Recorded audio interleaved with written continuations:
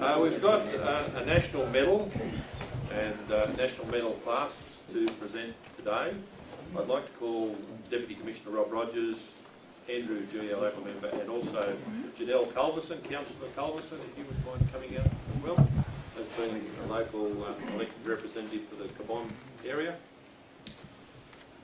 The national medals and clasps are presented to members of the service in recognition of their years of service, 15, 25, 35, 45, etc., of diligent service, for members who go above and beyond what is expected of active members within their brigades and within the service.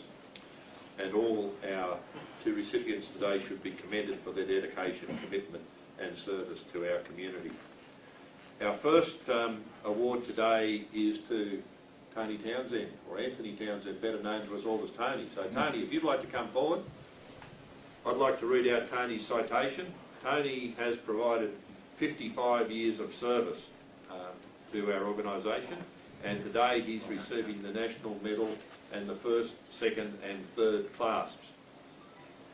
Anthony, or Tony as we know him, has provided over 55 years active service for the Treasury Rural Fire Brigade. Tony's father Bernie held the position of Secretary-Treasurer of the Brigade from 1928 until his death in 1958, when Tony took over both roles, holding these until last year, where he was succeeded by his son Raymond. Talking about keeping it in the family. Tony has attended almost all the fires that have occurred in the Agara area during his 55 years at the Treasury Brigade, and has always maintained the Treasury tanker, which has been housed at his property. As a man of positive action, Tony was one of the first to install an airstrip on his Ugara property for the benefit of firefighting. This airstrip was integral to managing larger fire events due to its reticulated water supply capability. During 2004, Tony worked with the Canobolas Zone management to realise the installation of a 240,000 litre water tank, and was successful in gaining an RFSA grant to allocate an aviation foam mixing trailer unit as well. Tony served as Deputy Group Captain for the Cabon District from around 1985 to 2001, when the Group Captain boundaries were changed. He is a very dedicated and well-respected member of the Treasury Brigade and the local community. Tony has been diligent in his duties as Secretary-Treasurer for the Brigade, and whenever the Brigade is called, he is the one to ensure that there is always an adequate number of members ready to attend and deal effectively with any incident that the Brigade members have been faced with. Tony Townsend is one of our Rural Fire Service's quiet achievers, and today we present Tony with the National Medal and the first, second and third class. Congratulations, Tony.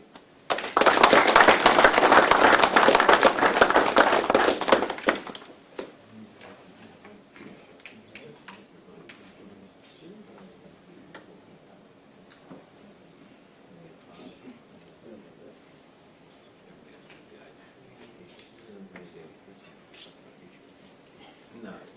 Thank you very much, Frank. Thank you. Take the medal set. Congratulations. Thank you very much for all the work.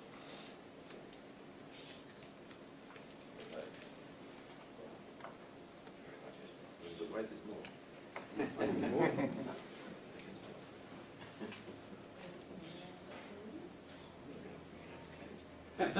I'll be heavy now.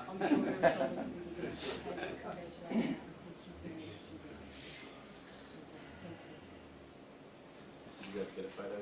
All right. Okay, I'll have one again. Are you right? Okay. Thank you.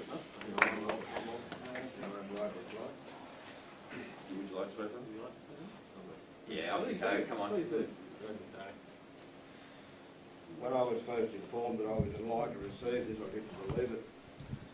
I just thought that there must have been a mistake of some sort. There's a lot of towns around, and too many with A from it, initial, and they had me down as T, so I thought, well, here I am.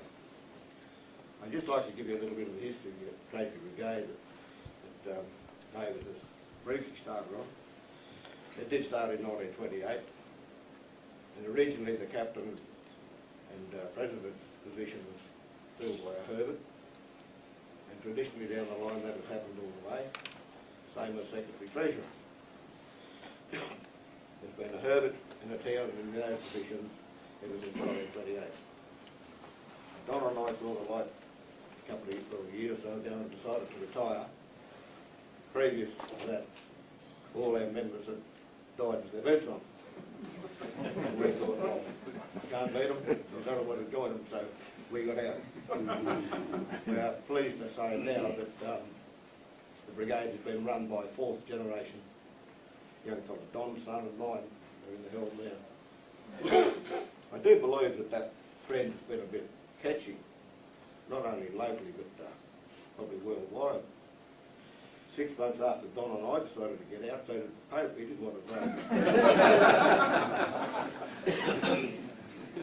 Anyway, I can assure you that as a volunteer, you don't do it to receive medals such as this. My wish is that everyone in the volunteer organisations could receive gifts and accolades that they thoroughly deserve for work done. I humbly and gratefully accept these medals. Thank you very much.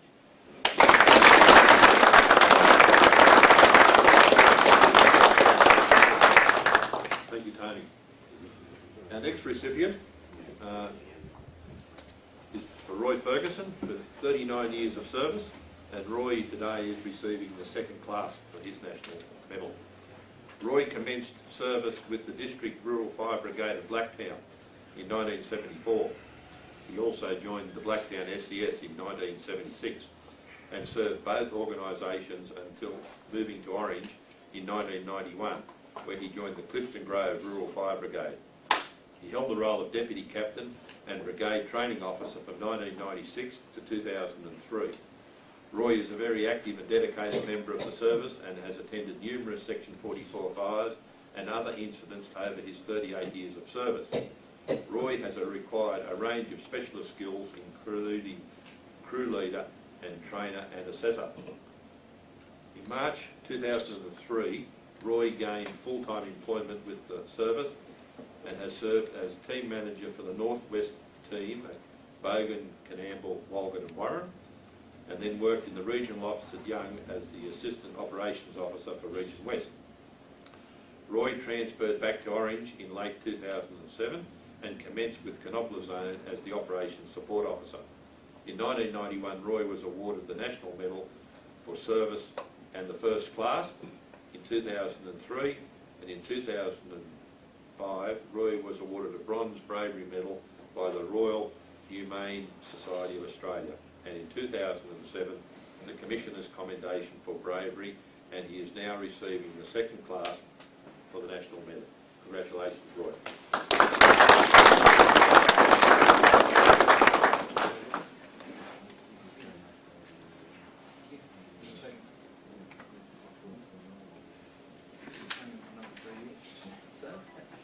Well done, Roy. Congratulations. Thank you.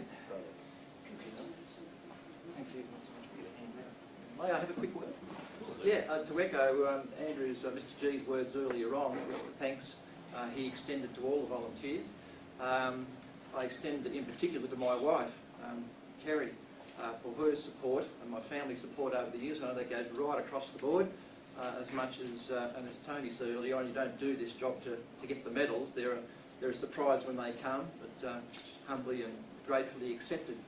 But there's, without the support of wives, families, partners, it'd be impossible to do what we do for the community, and they give up much. I know I've had a lot of support from my family in particular, because there's many occasions I've missed Christmas dinner, I've missed birthdays, I've missed christenings with the grandchildren, and you name it. So thank you, darling, for the support you give. And thank you all once again in the service. Thank you.